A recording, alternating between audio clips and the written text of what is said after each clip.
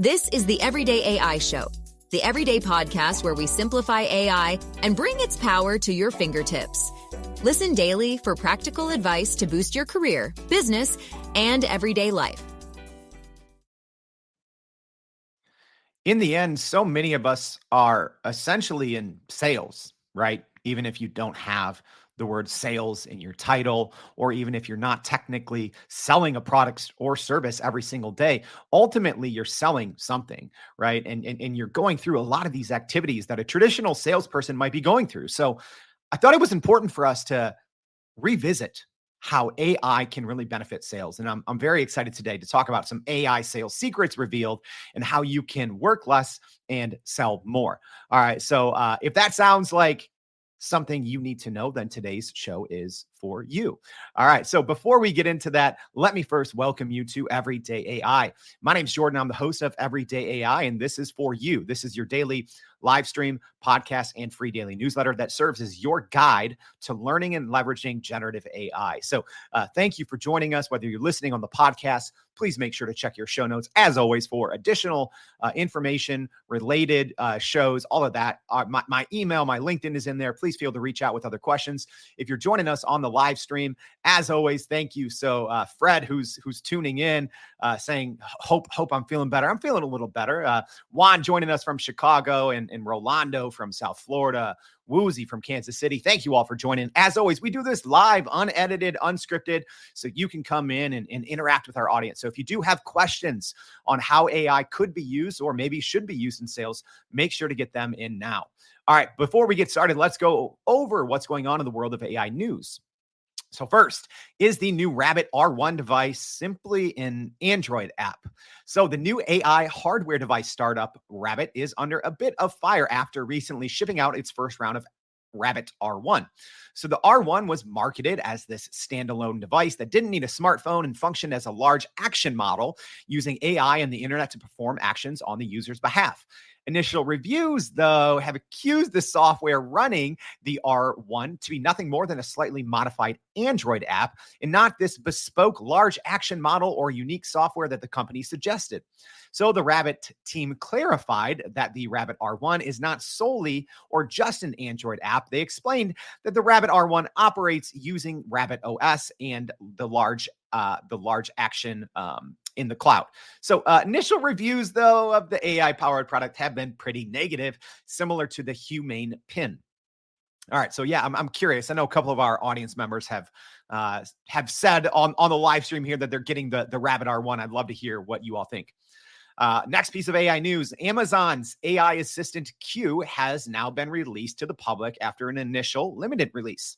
So Amazon Web Services, or AWS, has released Amazon Q, a generative AI assistant for developers and businesses with a new capability for employees to build their own AI applications using natural language.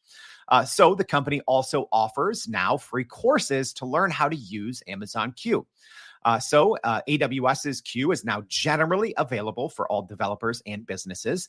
And like we said, the AI-powered assistant can help with simple tasks such as coding, debugging, and also decision-making using their large language model. So a new capability, though, is Amazon Q Apps, which allows employees to build their own AI applications without coding experience, just by talking, right? All right. And last but not least, hey, if you tuned into our show yesterday, here's some very timely news. But the mysterious GPT-2 chatbot model is now gone. It is offline. All right. So the large model systems organization just announced a couple hours ago that the mysterious GPT-2 chatbot model will be taken offline. So this is the group that runs the LMSYS website, which hosts the chatbot arena where the GPT-2 chatbot model was hosted. So LMSYS said that the preview of the model was only available as an unreleased model for testing and is now no longer available. Apparently, the demand was too too high. I don't know. Maybe we talked about it yesterday and everyone went out and tried it and crashed their servers. But if you missed yesterday's show, the GPT-2 chatbot was a mysterious large language model that didn't have a lot of public information tied to it. In informal testing, though, it was consistently performing at a level similar to Claude 3 Opus, Google Gemini, and GPT-4. And many people speculated that GPT-2 chatbot could be the next version of OpenAI's model, such as GPT 4.5 or even GPT 5. So make sure you go read yesterday's newsletter. We kind of gave you our prediction, but in a Twitter announcement, the group said, and I quote, "Due to unexpectedly high traffic and capacity limit, we will have to temporarily take GPT-2 chatbot offline. Please stay tuned for its broader releases." Interesting there. All right. So broader release may be coming soon. All right. So we're going to have that and a lot more in our newsletter. So if you haven't already, please make sure to go to youreverydayai.com, sign up for that free daily newsletter for more on that. But you didn't come here to read and talk about the AI news. Well, maybe you did, but you probably want to know a little bit about how you can better use AI for sales to win back some of your time and to get more sales activities done in less time. So you don't have to listen to me, blab on about this. We have our guest for today. So please help me welcome to the show. There we have him. We have Ryan Staley, the CEO and founder of Whale Boss. Ryan, thank you so much for joining Everyday AI Show. What's happening, Jordan? Happy to be here, man. Love the news breakdown. I kind of thought the same thing happened with Rabbit. Like, I was a little skeptical of that. Super excited about Q and ChatGPT, or I should say not ChatGPT, GPT-2. Who knows what that actually is, right, in the long run? But hey, that's another show for another day. But Ryan, tell everyone, from another one Chicago guy to another, right? Tell everyone a little bit about what you do at Whale Boss. Yeah, well, it's really interesting, man, because I've gone through an evolution, and effectively what's happened was, I don't know, this is about a year and a half ago. Actually, it's almost like a year and 8 months.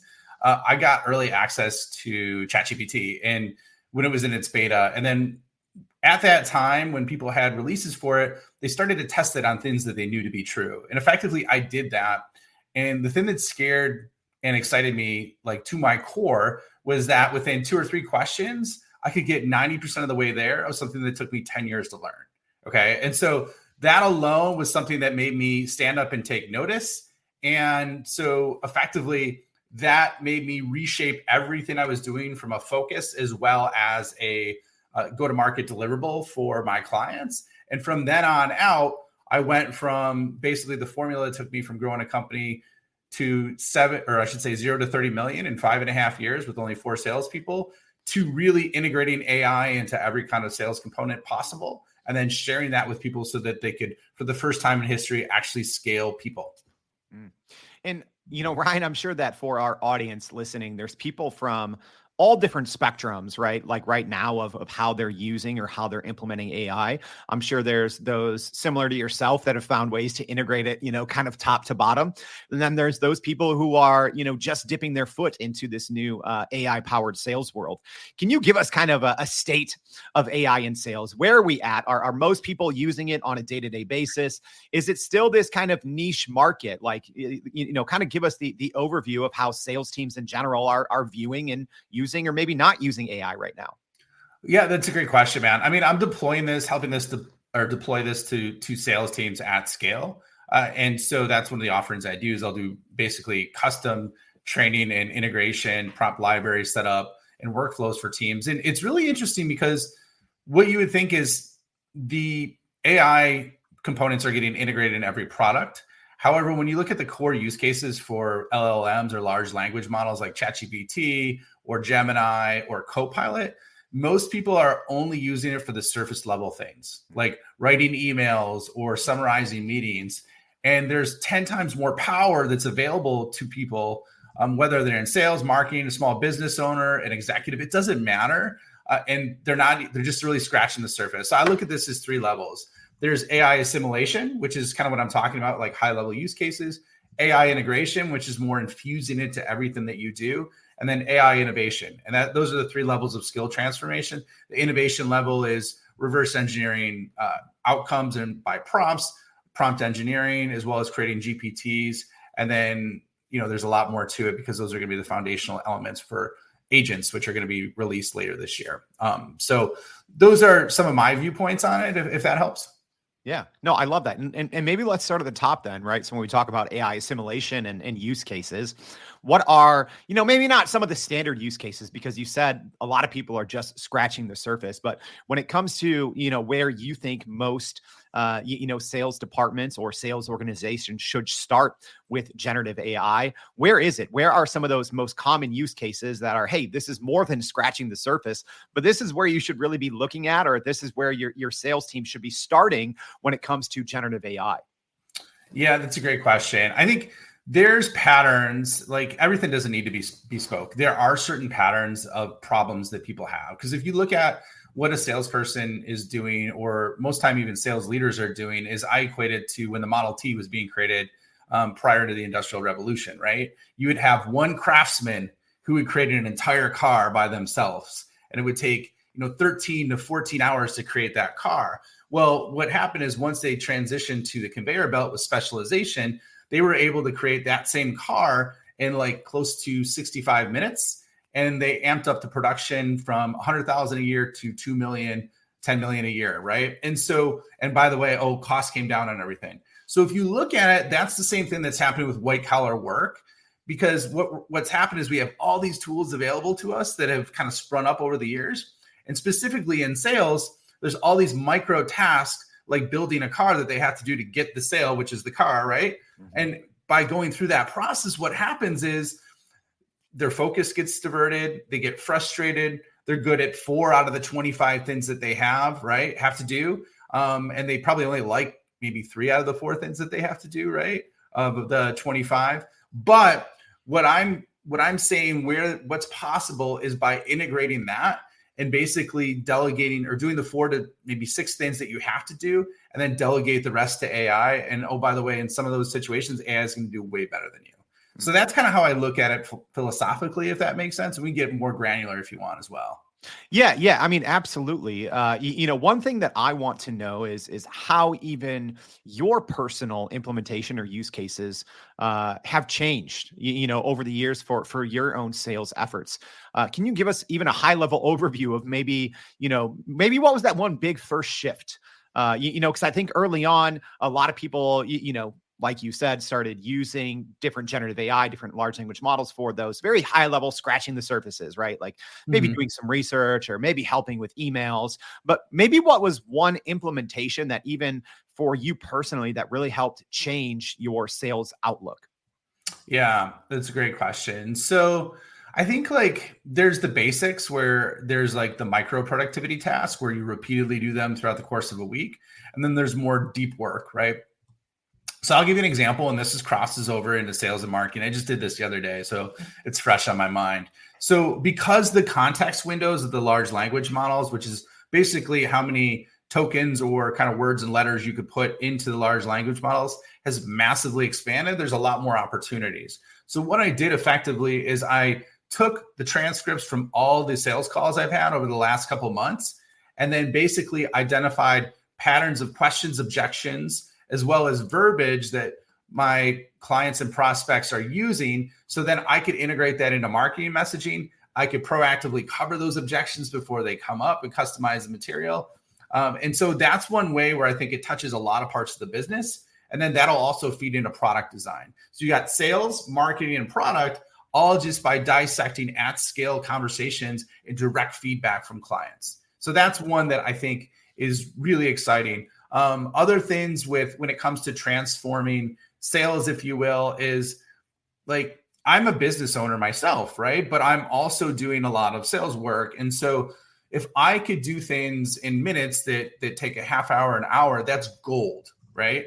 And so like one of the things that we talked about, and I mentioned this on the pre-show, is literally I could do a process that takes 45 minutes in terms of looking at a company's annual report, the challenges that they cite in their 10K earnings report, as well as the top priorities from the letter from the CEO, and have those all summarized within a couple minutes and then integrated into a pre-call script, basically questioning that I have exactly for the person I'm meeting with, right? And that's all, we're talking all that in a few minutes. It would take me 45 minutes to do that level of prep.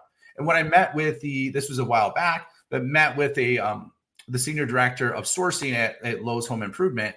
Basically, one of the things he said that my team did really good with, and this was a while back, was that we understood at a deep level who he was, how he was evaluated, and what was going on in their company. And he said 90% of salespeople don't do that.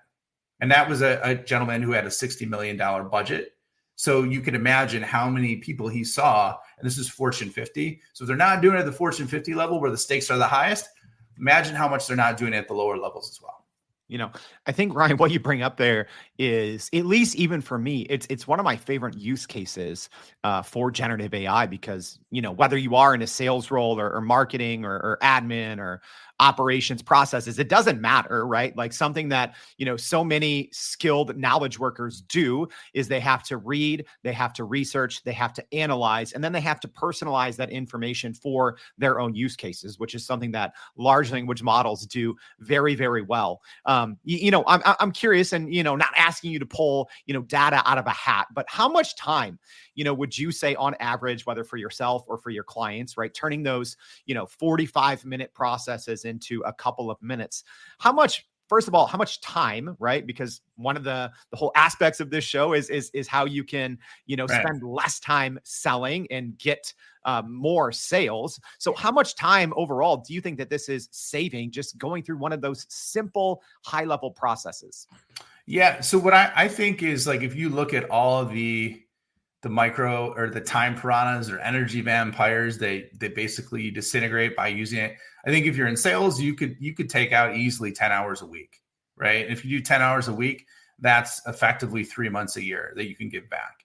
And the beautiful thing is, it's not just the time, it's the focus and energy that you also get as well, right? And so I think the same applies for revenue leaders, executives. For myself, where you're doing a lot of different things, basically being a founder and a CEO, I have a small team of people, but I think it basically 2x or 3x what's possible for me too, not just from a more quantity of work, but quality of work that I didn't have the skill set to do, like graphics, like basically deep writing, like creating videos, like those are things that I could do instantly now that I didn't even have the skill set to do, that would have taken me days to learn how to do them and then do a crappy job at them.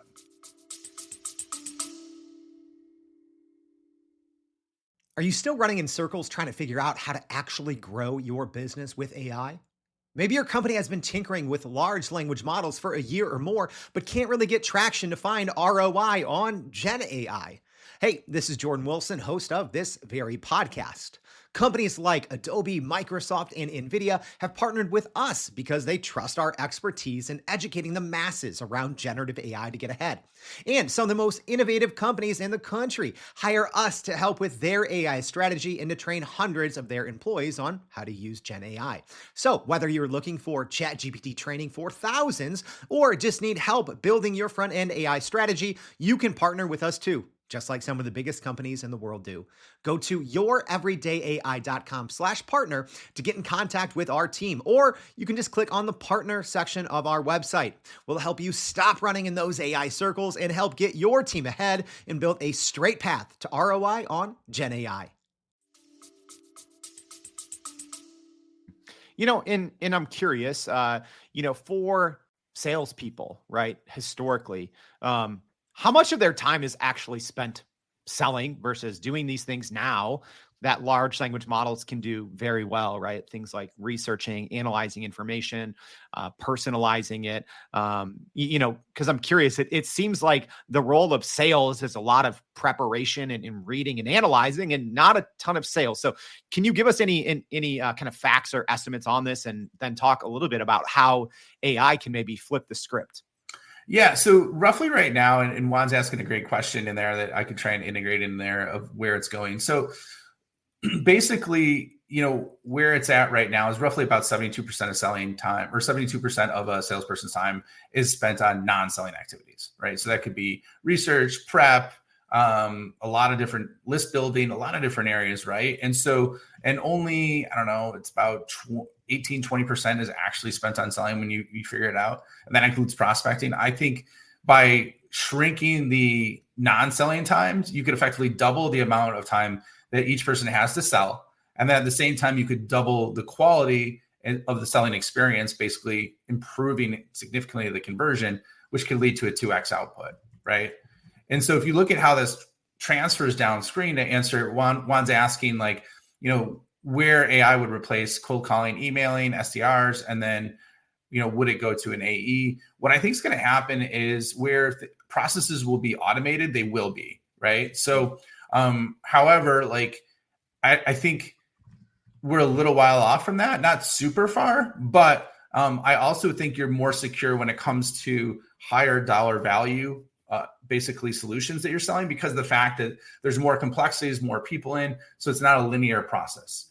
And so what's going to happen though is it's going to get to the point where we move from AI assisted selling to basically we're just directing the AI and it's doing the bulk of the work for us with human oversight. So that's where the transition is going to go. Gartner even identifies that as well as a trend that's happening. And one of the things that I mentioned about agents is there's agents out now, and basically agents are autonomous workflows where you identify the outcome, kind of like Tony Stark in Iron Man, where he talks to Jarvis and Jarvis constructs and does multiple things and just delivers an outcome, right? We are going to get to that point. But my belief is if you don't understand the core elements or the prompting level, then what's going to happen is it's like the equivalent of sending a really bad email sequence out to 1 million people, right? Like, yeah, you could reach everybody, but it's going to be just spam at scale, right? And that's what we want to avoid. Yeah. And I think that's one of those tempting sides of generative AI is that, yes, it gives you the abilities and capabilities to do work really well at scale. But on the other side or the other edge of the sword, it allows you to put out very bad sales or very bad marketing at scale as well. So, hey, everyone, just as a reminder, we have Ryan Staley, the CEO and founder of Whale Boss. So if you do have any questions, please get them in now. So this one from Woozy asking, Ryan, what's the most creative workflow you have seen set up in sales using AI? And what's the dumbest workflow you have seen set up in sales using AI? So let's maybe start with the most creative or the best type of workflows that you've seen, Ryan. Yeah, I think like in terms of like, well, let me hit the worst one and I'll do that first. So I think like, and Ethan Mollick talks about this, who just released a book. I thought I had it right next to me, but I don't. An AI book that he just released. It's really good. He's a Wharton professor. And, one of the things he talks about is basically AI is like a jagged edge, right? In terms of what it could do. It could do things exceptionally well, and then it does things really terrible. So what I think is the worst like examples that I see are when an email says, co-intelligence, there you go. Little shout out to Ethan Mollick. It's a great book. I plowed through it. So is when the message starts off with like, I hope this finds you well. Right. It has that. And then the other thing that it does too, is it pulls up completely irrelevant data that isn't even applicable to what you do. Right. Where it's so obvious, it's like bad AI that it almost like offends you when you get it because people just like took a dump on your time. Right. And they're just going to give you shitty emails. And so that would be an example of a terrible workflow. In terms of what I see is pretty amazing is when you do kind of like a chain of thought prompting. And there's a couple examples of this. One is it created a whole effective workflow in terms of building a sales department from scratch, all the way from, what I wanted the outcome and the compensation to be, right? So it built out a comp plan. It built out KPIs for evaluating. It built out a management operating system. It built out a tech stack, and it built out a job description. And I did all this while I had 20 minutes left on a plane, and I was about to land somewhere, and I wanted to do an experiment, right? When we're talking more from like the individual contributor perspective, one of the things I think is amazing is when you have it do deep work on emotions, frustrations, fears, and desires for your ideal customer profile, and then at the same time segment that down and integrate that in a customized messaging. So those are some of the things that I think it does really, really well. And there's plenty more that we could talk about, whether it's like basically using Chris Voss from Never Split the Difference as a negotiation coach live in real time, or basically creating a book that goes from a general book that's summarized, customized to you with an action plan that's delivered to you. So those are some really cool workflows I like that I've seen and that I use. Speaking of workflow, Ryan, I think one thing that is constantly on people's minds is how they can best leverage this technology across certain verticals or across certain departments, right? Because everyone knows, oh, you can use, Chat GPT for this, or you can use Gemini for that. But maybe, I'm curious, what are some of your kind of go-to, your go-to tech stack or, common kind of AI sales enablement tools that if someone isn't maybe quite aware that they should be aware of? What are some of those kind of leaders in the sales space for AI tools? Yeah. So you could use Perplexity for free for research. It does an amazing job of real-time research very fast. In terms of the core stack that I use the basics, mostly ChatGPT and Microsoft Copilot are the ones that I use the most. It's really interesting what's happening with the basically the giants or the juggernauts. If you look at it, Microsoft has 365 million Microsoft 365 paid users, and that's getting integrated in all the Office products. Google is doing the same thing with Gemini.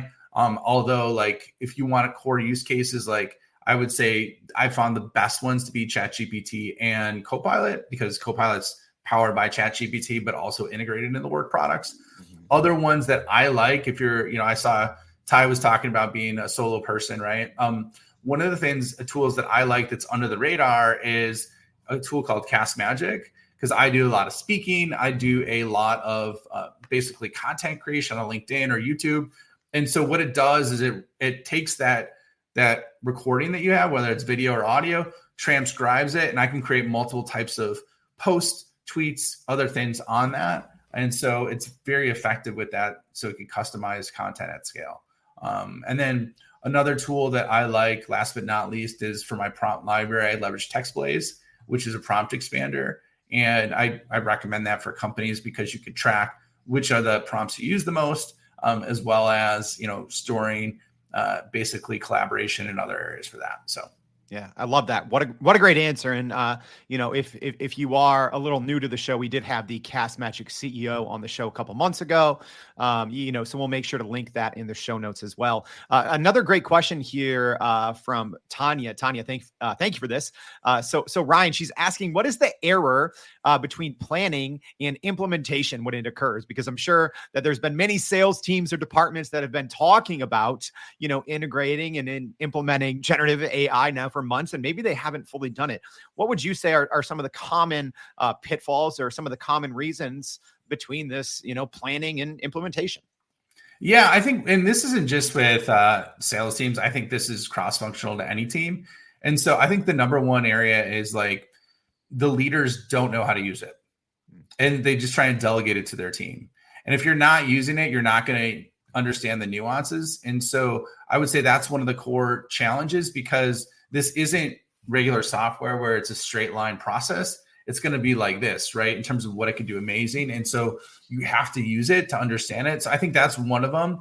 The other aspect is, besides the leader aspect, is not knowing what's possible, right? And so basically just telling the team to go ahead, collaborate, figure it out, right? Which is good. I think there's some really immense value in that. However, if you don't give them kind of a jumping off point of some of the opportunities, it's hard to get their brain moving in terms of all the different use cases and areas of what's possible. And so I think to spark the innovation, the leader needs to know it, and they need to show them what's possible first, and that'll really fuel it. And here's what I would say. Most of the time, organizations are using it anyways, and basically also harvesting the top use cases from the best performers as well.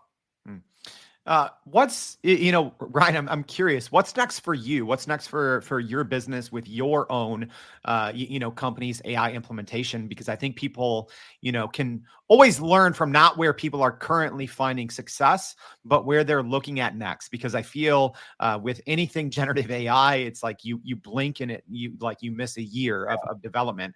Where are you, and maybe where should others be looking at in the very near future when it comes to, really leveraging and utilizing AI for more sales? That's a great question. And so what I would say is there's the AI skill transformation, the progression pyramid of what I take, and the foundation is prompting. So understanding that. The next level are, GPTs, if you will. And the GPTs are good. They're getting better, right? And so what I'm looking at is beyond that are agents, autonomous agents, as well as autonomous organizations of agents. So that's where the puck is going, to quote Wayne Gretzky, in terms of what's happening. And so I think but here's what I would say. If you understand how to use it, don't wait. That's the worst possible thing you could do, is be like, well, it's going to change, so I'm not going to figure it out now. If you do that, you will get blown by everybody.